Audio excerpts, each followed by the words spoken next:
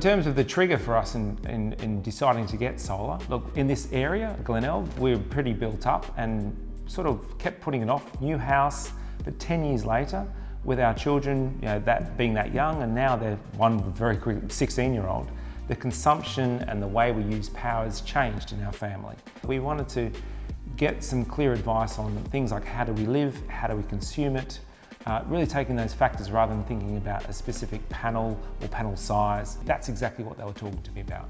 Asking me questions about how we live, what devices we have, and thinking out loud with me about, well, what's the approach and best way to not only consume power, but actually how it's going to be produced. We've had the system now in for 5 months. That's been over this winter period, and it's quite interesting. So I got really excited because straight away I started seeing the production of power versus what we actually use, and to the point where my wife said to me around the dinner table here, saying, "Please don't talk about this outside," as a joke, because it does get into your blood.